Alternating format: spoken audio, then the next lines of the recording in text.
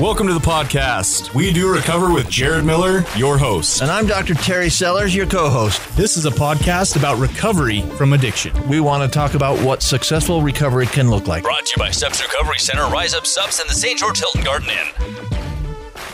All right, listeners.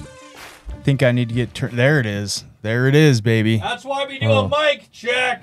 Beautiful, beautiful. Man. I think the engineer in here has fallen asleep today.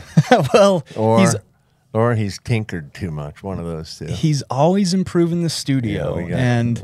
We're under construction, but we're still wanting to get an episode out.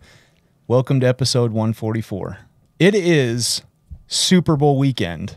For those of you listening to this, I hope that you have some fun, sober plans, maybe a safety plan if you're early in recovery, to get through Super Bowl weekend. If you are in treatment, please know Monday morning they will test you because it is Super Bowl weekend, right? You can guarantee your color's coming. Yep.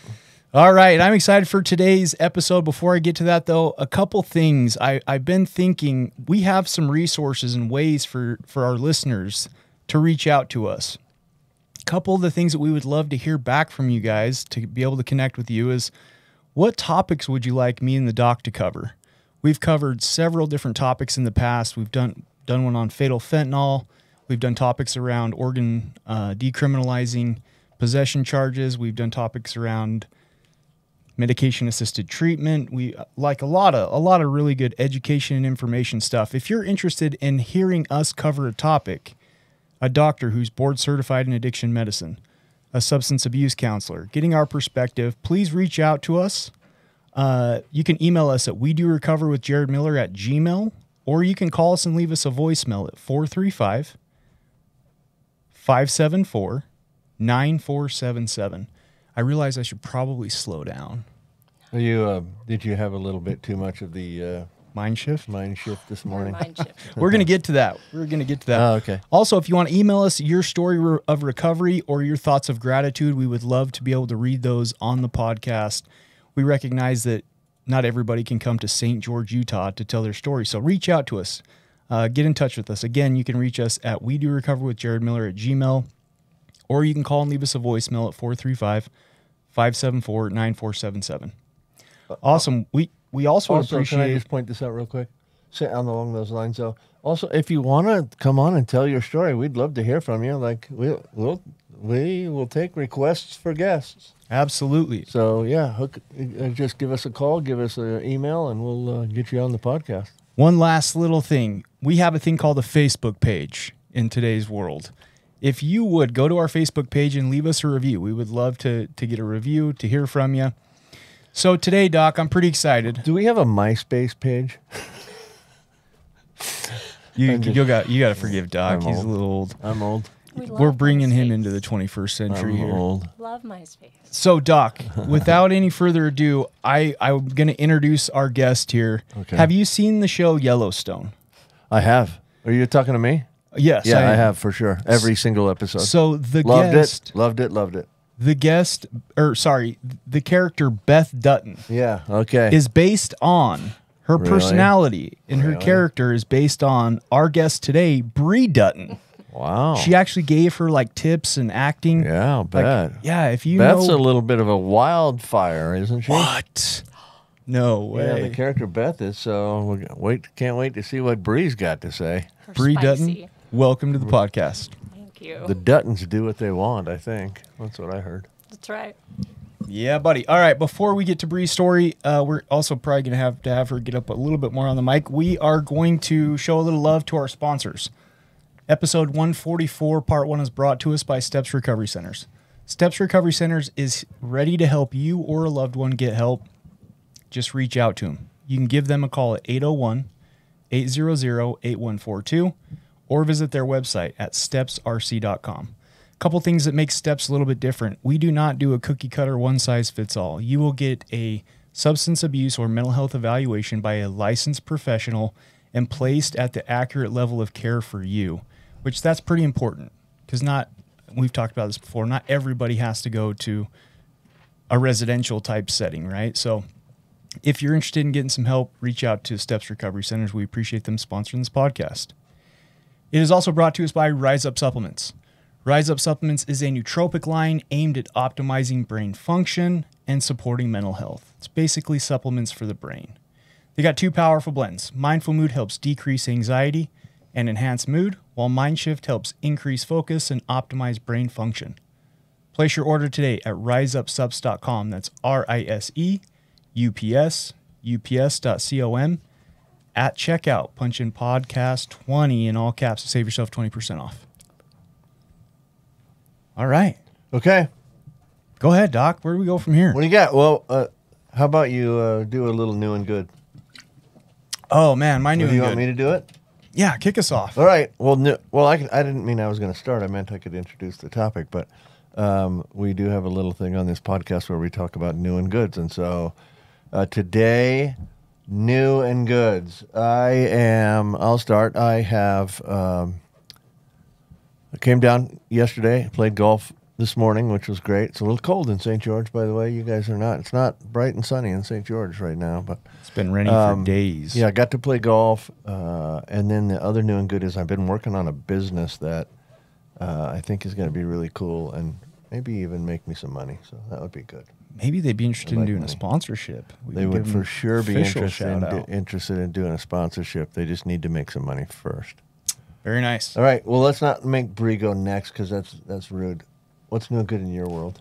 It is Super Bowl weekend, and I am Oh, yeah. excited about the Super Bowl. I got the 49ers winning it over Patrick Mahomes' Chiefs. Patrick Mahomes doesn't lose Super Bowls. Hey, there's some truth to that, but I am really excited to have some fun this weekend, watch some football. Yeah, just enjoy the weekend, man. Hey, remember, you're getting drug tested Monday. I know. I fully plan on it. All Yep. right. Stay clean. Stay sober. Yep. Bree, what's new and good in your world? That was loud. Sorry. Didn't mean to yell at you. Hey, don't yell in front of all these nice people. No, my new and good. I just bought a house. Oh, that So is humongous. That's huge for me. Well, that's really huge. As much as I don't like moving, like it's pretty awesome to finally get there and Yeah. big goal That's cool. crushed. Yeah, that's super cool. Isn't Good. it- It's just so cool, like when we have those cornerstone moments in life like that, right? I remember like when me and Mandy bought our house, I was like, holy cow, I'm adulting. Right, I have a house. right. This is crazy. Yeah. Pretty big step. It's a big step. Sean doesn't have a microphone, so we're not going to ask him what's new and good. He can just yell over there or something. Yeah, scream at us, Sean. Everything's fine. There you go. Thanks for asking. Eeyore's in the corner, so. Here we go. So All right. we got Bree Dutton here in studio. Yeah. Not Beth Dutton. Don't get it confused. Bree Dutton. Bree, I have the opportunity to work with Bree, and just something to share before she tells us her story of recovery is, man, Bree is an amazing individual. Working at Steps, I think that our whole operations at Outpatient would come to a screaming halt if it wasn't for Bree Dutton. She's the grease and the glue. She really is. She's amazing. How can you be grease and glue? That's a pretty, whatever's wow. needed. Whatever. You are everything. That's right. So All right. I have officially introduced Bree. Bree, sounds like you have a story of recovery. Somewhat. Yeah. Maybe. Where does that start? Yeah. Tell us about Bree. Tell us about Bree. Where'd you grow up? I grew up in Vegas. I Okay. was born and raised there. Okay. Pretty early on in life, I went through a lot of trauma. I had a lot of abuse, sexual and everything from an uncle that went on for a while. And like, that's a traumatic experience, but no one ever really brings up the fact, like, when it all came out was almost more traumatic for me because I got uprooted. My mom wanted to move us to a different town. I had to move friends. I had to start everything all over. How old were you when it came out? I was 9 Okay. when everything came out, Okay. and then we moved away, and like that was a lot for me. So That's I a lot. didn't really know how to process all those emotions. Did it and seem like a punishment that you had to move for something you didn't do? It all just kind of seemed like a punishment. Okay. Like Sure. while I was in it, as horrible as it was my normal. It was normal for you. It was normal. I Right. still had my friends. I still went to school. Still did all these things, and then all of a sudden everything's gone. And that was pretty intense for me. And I just kind of shut down, became a little more, definitely a guarded kid, you know. We ended up moving to Kanab, Utah, where Okay. I spent pretty much the remainder. And like I got along with everybody. I was really outgoing, but I was always kind of hiding, always wearing a mask. I didn't want anybody to know anything about me. Sure. Always afraid somebody would find out that. Just anything. Like Right. I'll be whatever you need me to be. And I just wore that mask for so long. Such a hard mask. Yeah. Thank you for being willing to share that, right? Like, I mean, we're like, where does it start? And you're like, oh, My, at the age I got of, sexually abused. Yeah. Like, man, let me diving tell you in. about my tales of woe. You know, I like respect that's that. where I it really starts. I You know, do too. Listen, more people need it. I don't. The word I want to say is we need to normalize this, but we don't. We need to normalize being able to talk about it and not have people have to feel guilty and hide about it. That's the thing, and I think that goes out like how open you are is super healthy. right? Well, and I love the saying, you know, trauma dies when shared in safe spaces. You know, so Trauma, yeah, thank you. Trauma dies. Yeah. Trauma lives in the dark and dies in the light. Right. Yeah. So way to go. So move to Kanab, Utah, Moved the to big Kanab. town of Kanab. Yep. Town pride. For Yeah. those of you Cow. outside of Utah, Kanab is tiny. Yeah. Go Particularly if Kanab you just moved Cowboys. from Vegas. Like Vegas is a pretty big town. So my very first day at school in Kanab, someone rode a horse and had it tied up Oh, at the bike yes. post, and I was like, yes. "Where did Where- I move? yes. Like, what is happening? I She can't just moved be back. here." She moved back to the Yellowstone days. Yeah, right? yeah. This is where Yellowstone Here- started. here This I am. is This is where where Beth Yeah. came from. this is Yeah. where Beth came from. Absolutely. That's funny. All right, so school in Kanab. School in Kanab. I did really well for the time being. I was part of the drill team. I did track. I did band. I was part of the educational talent search. Like Wow. I She's the glue and the grease. I I'm did telling you. Does it anything I all. could to stay just distracted. Do you have brothers and sisters? I have one older brother Okay. and then 2 half brothers that Okay. I didn't know about When until later. you moved from Vegas to Kanab, what was your family at that point? Me, my brother, and my mom. Okay. Yeah. Parents were divorced Yes. or never married. I don't know. Yeah. I don't Parents were divorced. A year after moving to Kanab, my mom met my stepdad. Okay. And he's still in the picture now. And Okay. he's been my dad and my glue. And Good. it's been really good. Awesome. Took a while. When you say anything to stay busy, it sounds like that was kind of your first coping skill was Yeah. Distraction. go, distraction. Yeah. I needed to stay busy or I needed to stay in chaos. Now, when you said that when it came out, right, when this came out and you shared this, was there any therapy? Did mom, dad, family, anybody say, hey, let's get you some professional help? They did put me in therapy. I started in therapy, but it also felt like a punishment.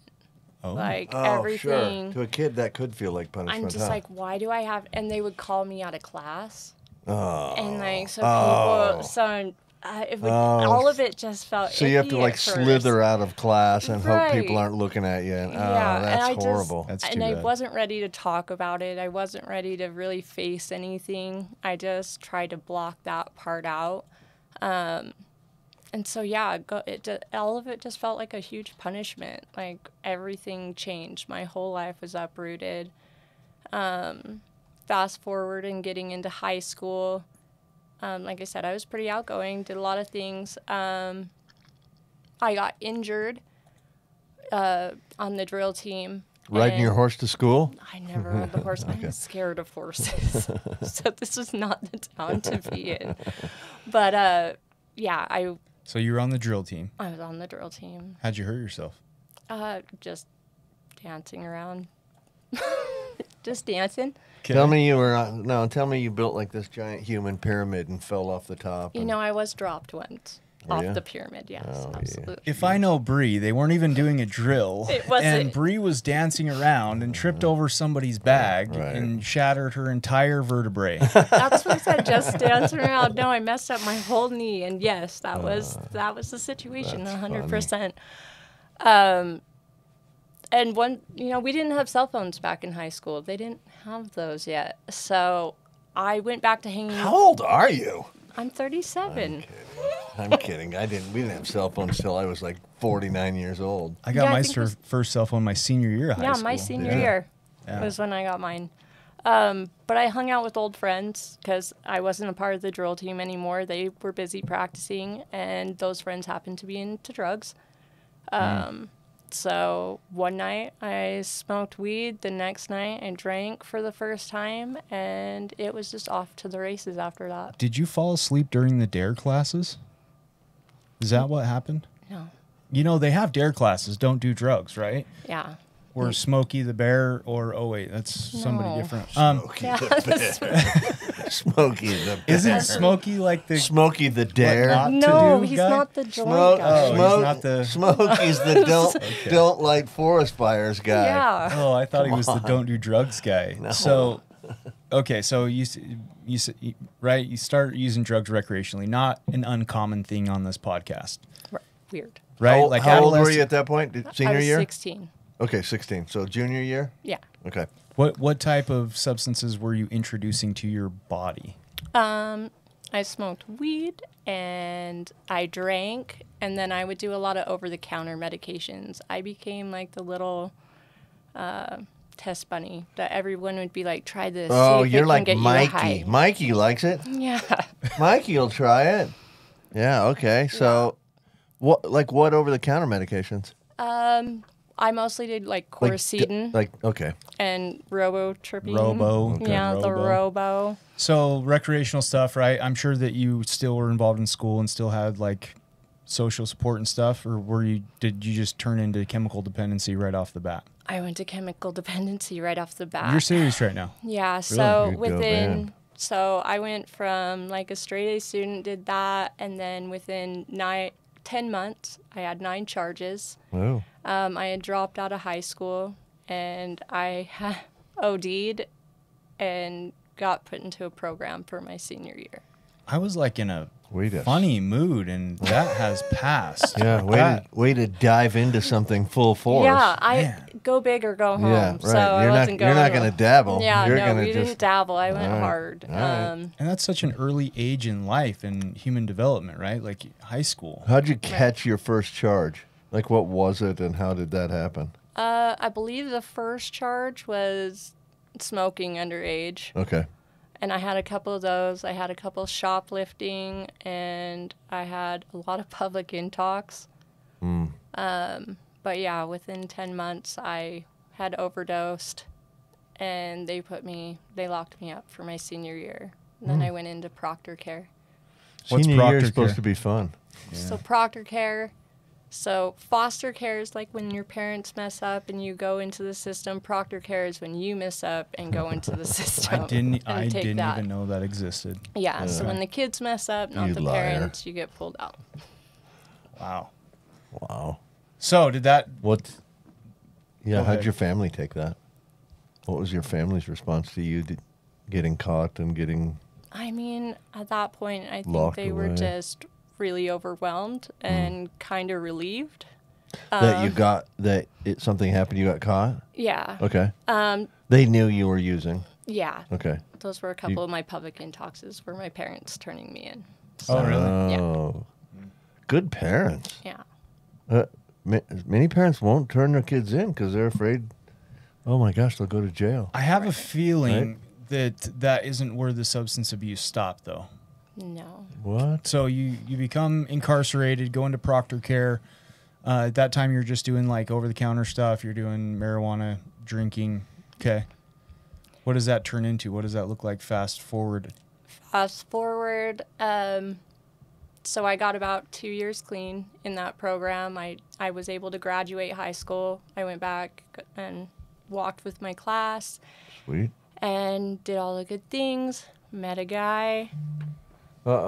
Here we go. Met a Here guy. we go. Met a guy. Every story starts with met a guy. Met a guy. Bree's real drug of choice. Had 50 Yeah. A children. man. Had 50 children. 2 litters. Not all at once, yeah. Yeah. No, met him. He was using and, used recreationally, but we had met through high school and we ended up getting married pretty quickly. I think it was right before I turned 19 and I got married after I graduated the program, and really shortly after was pregnant, and stayed clean through all that. I wasn't using with him at the time.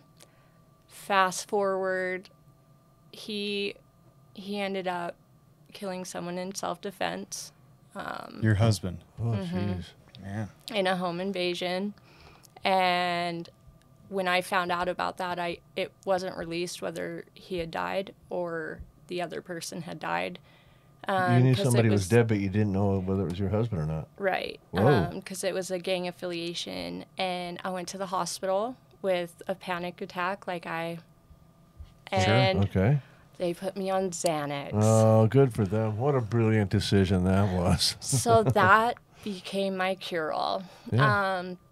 I dove really, really hard into drug addiction after that, with prescription pills and drugs. I think, sorry, I'm going to pause you for a sec. I think Xanax may have been appropriate in that setting, Well, sure it was. right? Like, I feel like Sure, except somebody for who goes except through for a one huge thing. traumatic thing, a rape or death of a family member, it sounds, go ahead, Doc. Well, Where does it go bad? Well, it goes bad because whoever gave her Xanax either didn't know or didn't inquire or didn't consider that she had a history of substance abuse. There it is. So that's the problem with the Xanax. And you're right. Given the circumstances, I don't think Xanax sounds like a terrible idea. She's going to the hospital for a panic attack. But you got to consider sometimes doctors don't take into consideration that there's too many doctors that don't understand that people that abuse drugs or alcohol will abuse whatever they're given. I mean, whatever it is. If they're going to abuse Robitussin, they're going to abuse Xanax, right? I also think, too, there's something different about people that have a pre-genetic disposition to addiction, because did you hear the way that she said it? And they gave me Xanax. Yeah, right. Yeah, It's like no, right. Yes, you're exactly one right. of the questions I remember being asked by a doctor is, "How did you feel the first time you took an opiate?" And I literally said to him, "Like Superman." Mm-hmm. That's not normal for most people. Apparently, that's not normal. Right. And so, yeah, introduce predisposition to substance. And Right.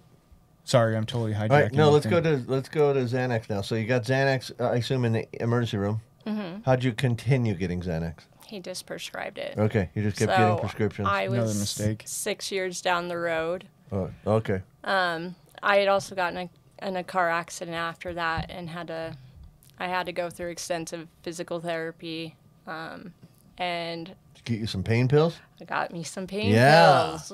Here we go. and- Good combo. Pain Yeah. pills and Xanax. That doesn't ever kill anybody. I was going to Yeah. say, talk about respiratory failure Yeah. resulting in death. Yes. But Xanax was my cure-all. Xanax was my DOC. Really what you got hooked and on. it wasn't. I was fine with pain. I'm fine with pain. I never wanted to feel happy. That scared me. And I was a little backwards in that. And it took me a long time to figure out that, like, love and like, connection, that scared me. Living in pain or dealing with chaos, that That was normal. comfortable. That's who you are. Yeah. Right? I mean, that's who you were growing up. It's interesting. I honestly built my whole persona around pain. And Sure. like, who would I be if I didn't have that anymore? Like, I would lose. Ooh, remember that question in the second half. Yeah, of it this reminds me of the podcast. NF Wow. song "Happy." Who would I be if I was happy? Yeah, Yeah, like you've kind of fell in love and identified with your own misery. absolutely. Yeah, I can relate. I get that for sure. I definitely got like this complex of like, okay, all these horrible things have happened to me. This is who I am. So if I don't have like the pain, like, that's how I knew I was still alive. That was my purpose. That was like, I was really resilient. People would look at me and be like, oh my gosh, how'd you go through all these things? And like, you're so strong. And I ran with that and I made it my whole everything. Hey, we're about out of time in this segment, but when we come back in the second segment, I really want to get to how did the Xanax how did that come to a conclusion? Like, how did you quit that, or what happened to make you get to the point where you quit? I'm also excited to get into what your life looks like today in recovery, because you have multiple years clean, right? We want to end on a note of hope, not dope, baby. Yeah. Right? All right, we will be back for episode 144 right after this short little sponsorship mention from Steps Recovery Centers. You are listening to We Do Recover with Jared Miller and co-hosted by Dr. Terry Sellers. We'll be right back after this short break with more of We Do Recover with Jared Miller. Brought to you by Steps Recovery Center, Rise Up Subs in the St. George Hilton Garden Inn. If you or your loved one is trapped in the cycle of addiction, there is a way out. At Steps Recovery Center in Utah, we believe in second chances and new beginnings. Our evidence-based treatments, compassionate staff, and supportive community guide you on the path to recovery. It is time to reclaim your life. Take the first step towards freedom, resilience, and a brighter tomorrow. Reach out to Steps Recovery Centers today. Recovery starts with you, and at Steps, there is always hope. Call us or visit our website to learn more.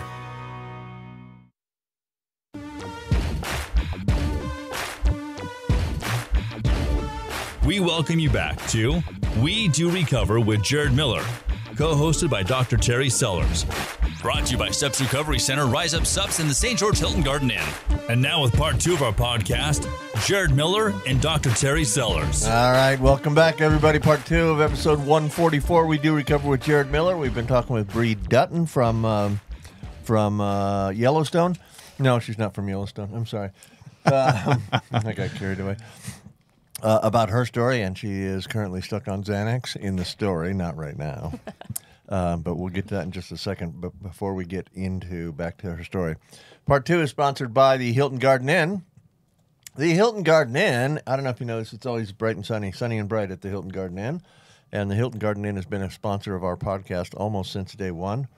And we love them. They have great amenities. They have great staff. They have lovely and large rooms. And if you are traveling through southern Utah, give them a Google search. Just type in Hilton Garden Inn and give them a shot at your business. So we love them, and thanks for sponsoring us. Okay, back to the story, shall we? Bree, you're in the story. You got some Xanax for panic attacks, and you kept getting prescribed Xanax, and got in a car accident. Got some pain pills, some physical therapy. All right, where are we going from there? Well, we did like 6 years in. I went 6 years of Xanax. 6 years of Xanax Right. and using pretty heavily. I started dealing. Okay. I was going to say it wasn't always prescribed. No. At some point, if you're going Yeah. to be on Xanax, you got to start buying it somewhere. Yeah, I started dealing. Started getting in trouble with the law, obviously. So I got quite a few distributions. What do you mean started getting in trouble? You started getting in trouble with the law when you were 16. Okay, Stop well, it. this is again. Continued. This is again. We're Continued getting picking in up trouble with the another law. part. Okay. I ended up going to jail and doing 6 months in jail. They released me to rehab, and I did I took 28 days Was that too scary? seriously. 6 months in jail? That was my first stint was 6 months in jail. Really? And, yeah, that was the first time ever doing time, so it hit Did you hard. play spades? Yeah, I sure Did you bet ramen noodles? Absolutely, Texas beef is the best. It's the best. People are listening to this like, what are they talking about? It's the pre-conversation Yeah, before Sean hit record. Yeah, we have these stupid little things that click things in our brain. So Absolutely. So 6 months. So you get for out. sober time. You get out, you go to treatment. I go to treatment. Where'd you go to treatment? Horizon House. Okay. Took the Sandra Bullock movie of like 28 days a little too seriously. Did a 28 days and left. At that point, I was white knuckling it. I didn't really know if I wanted to be clean or not, but I thought I'd give it a shot.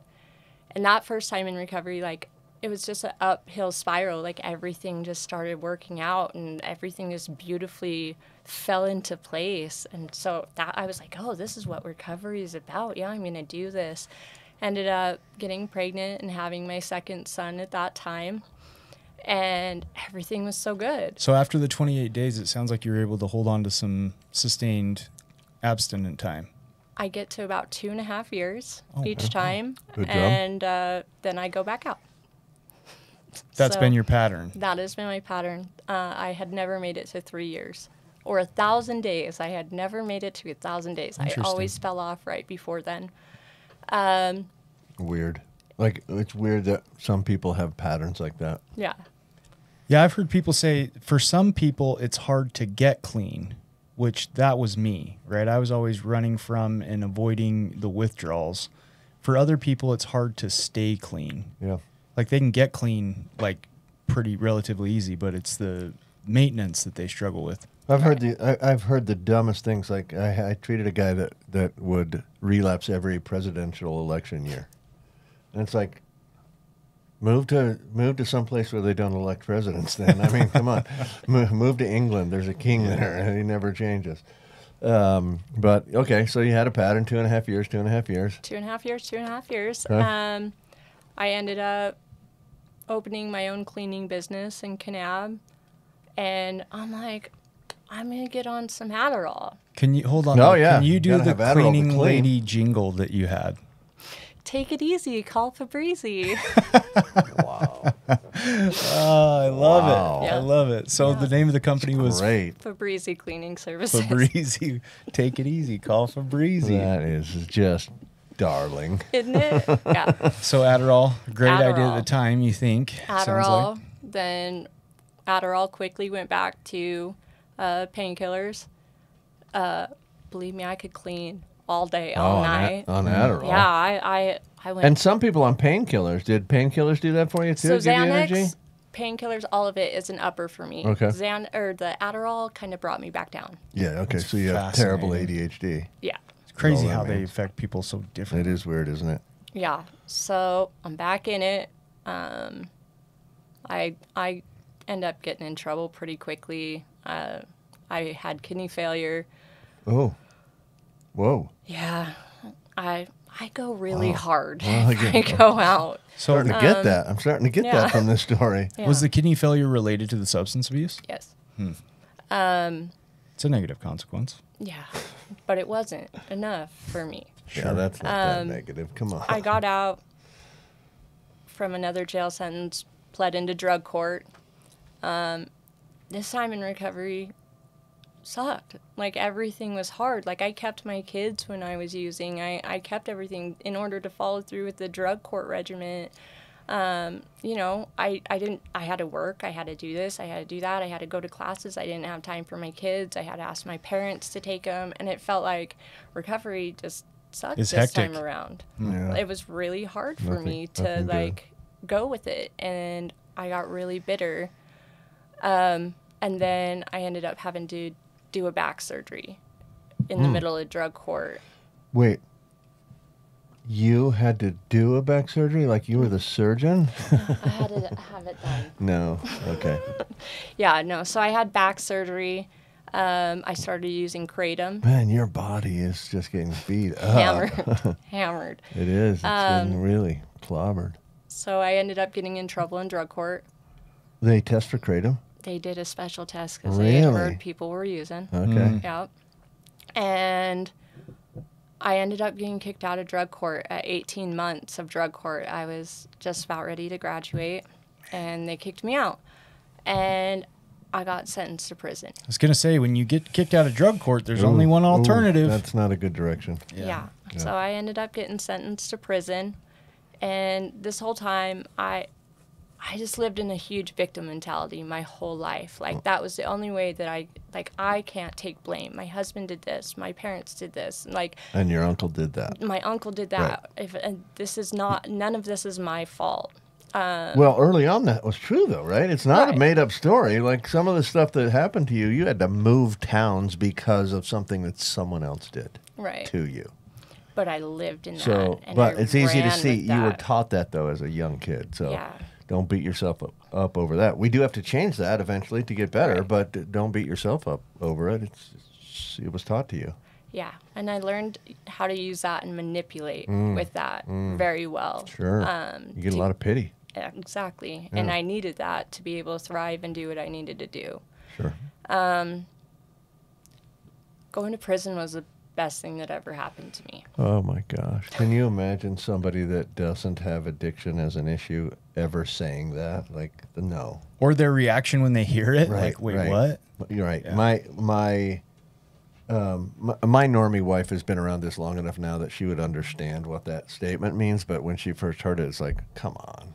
How can going to prison be the best thing that ever happened to you? How was it the best thing that ever happened to you?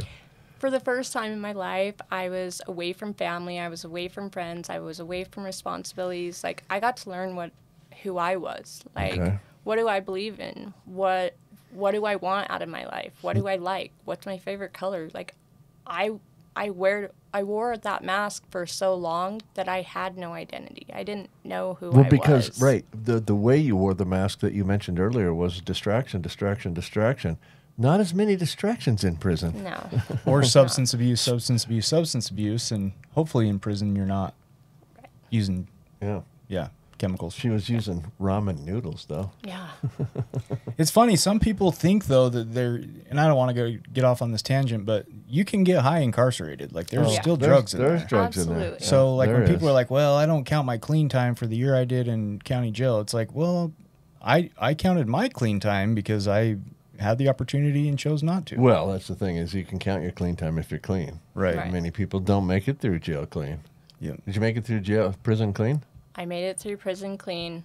I remember writing a note to drug court when right before I was about to get kicked out, and like it was the most sincere, genuine thing I'd ever written in my life, and I really meant it. And they told me, you cried wolf too many times. Mm-hmm. That hurts. And then I That that hurts. shocked I'm finally me. not crying wolf. I'm Right. finally sincere. I'm finally sincere for the first time in my life. So for me, I would usually just be like, well, I'll show you then, and Right. self-sabotage. But I'm like, I'm gonna do everything I said in that letter. I'm gonna make it, and like that was a huge turning point in my life for Like me. a self-manifesto. Yeah, I like it. yeah. So I did It's a a pretty little under 2 years in prison, and got out and went back home. Did pretty good for a little bit. Uh-oh. Got I to keep my thinking we're at Here her we rock go. bottom, and then it just Here we keeps. go. It's like an optical illusion. The closer we Yeah. get to it, the further We're away almost it there. gets. We're almost there. That was another 2.5 years that I had gotten clean, Stayed clean for 2.5. stayed clean for 2.5, relapsed. New president got elected. You had to- Absolutely. yeah.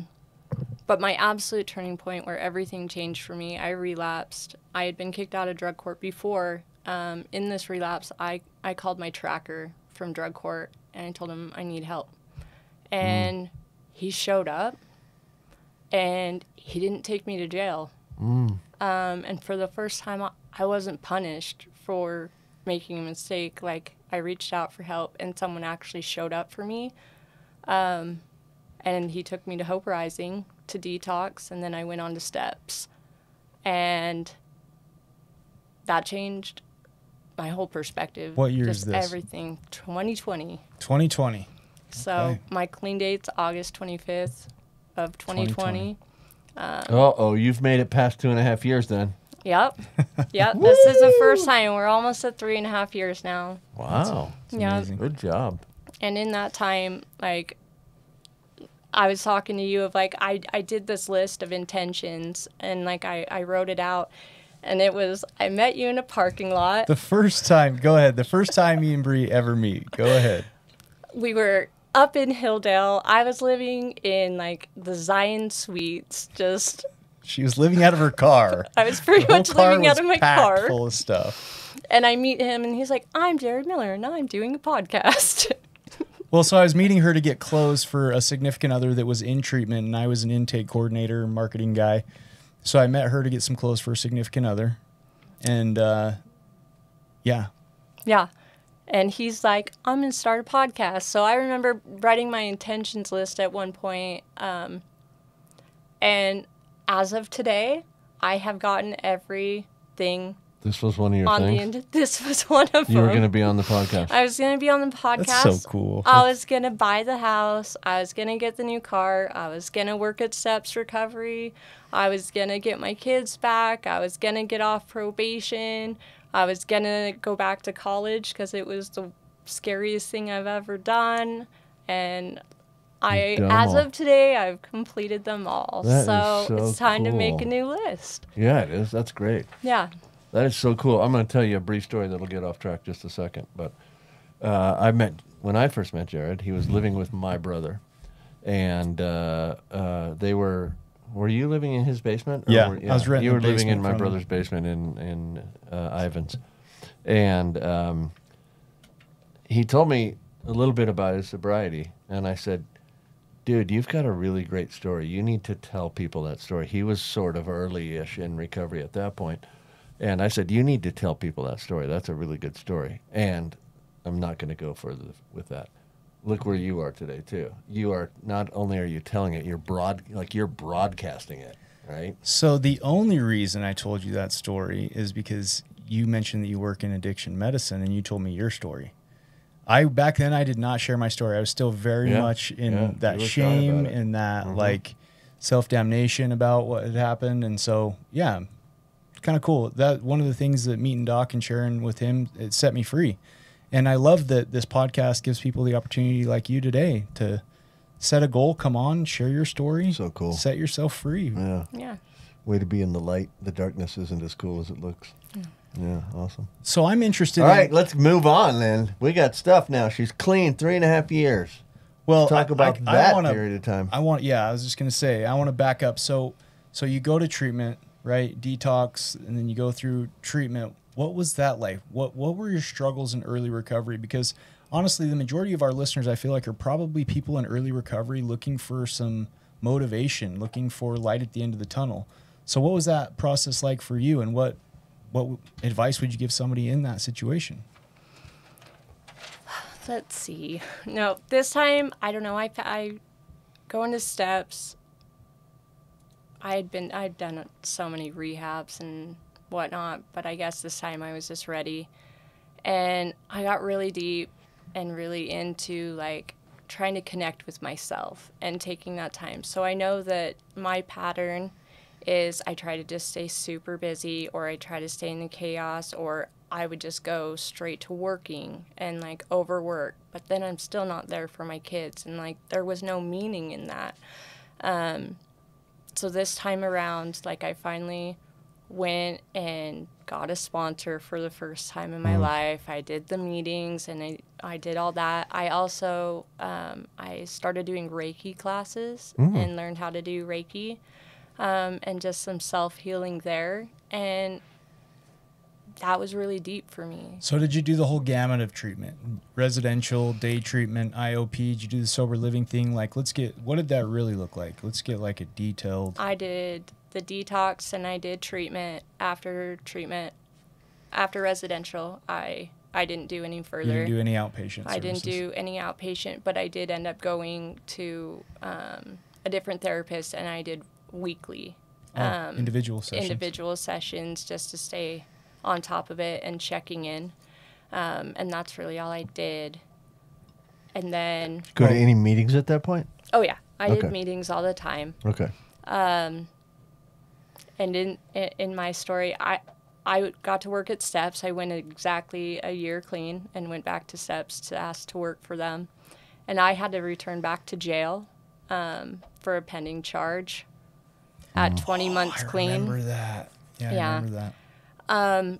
It's like this time in recovery for me, how I said one was so easy, one kind of sucked. Like this time was, if this is what you really want, prove it. Like I lost my best friend at the beginning of recovery. I ended up getting a lot of money in the first part of recovery.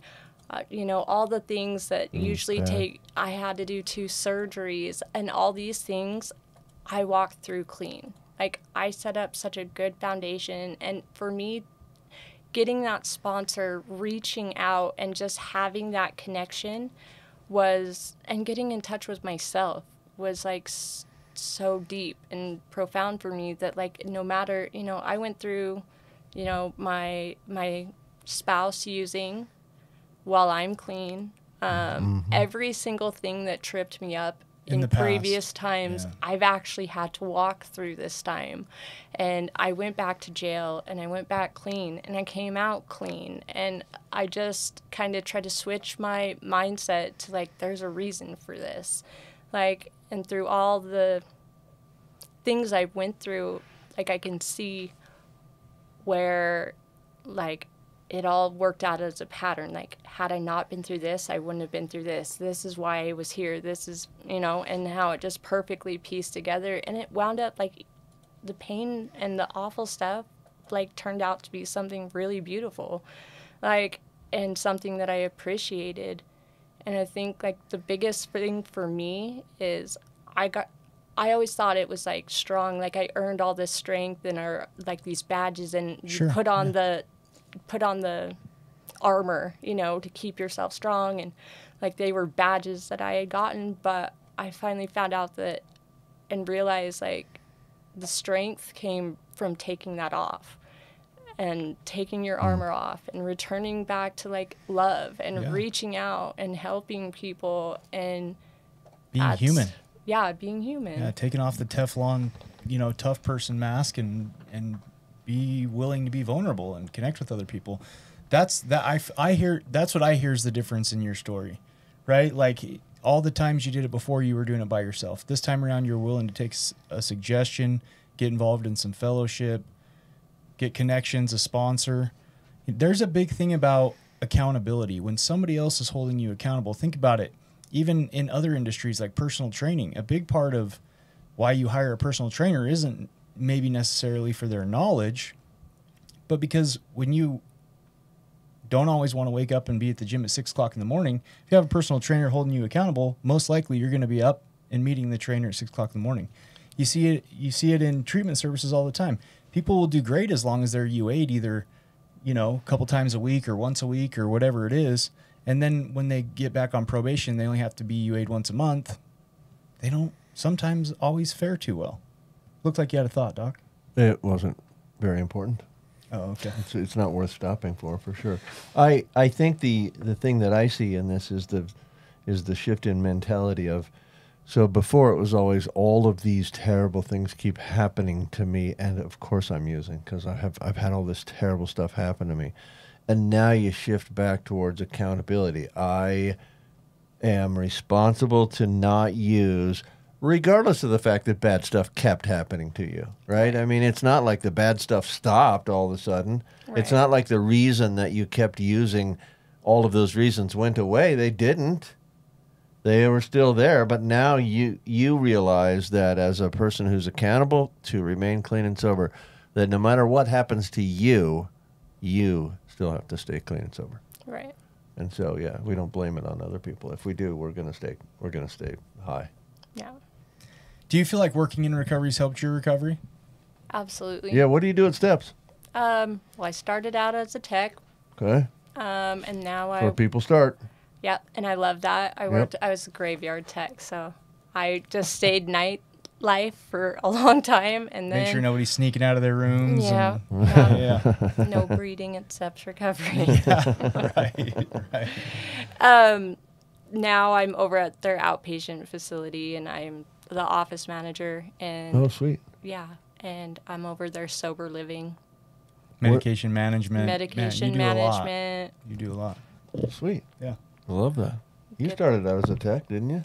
I actually started off even lower than a tech. I was a nights, weekends, and holidays transportation person. Oh, wow. You had all the responsibility. Then I became a tech and, case manager and then marketing and intake. Yeah, I feel like I was fortunate to skip the whole tech thing. I value my time as a tech. This weird degree that made me that made me not do the tech thing. I loved that. When you got an MD. Love the tech thing. I don't think I would have hated the tech thing, but I'm also glad that I didn't have to, like when I came back to work in the field, I didn't have to start at the $10, $12, $16 an hour jobs. Yeah. They're harder. Yeah. For sure. I think that being a tech helped me figure out what I wanted to do in this field further.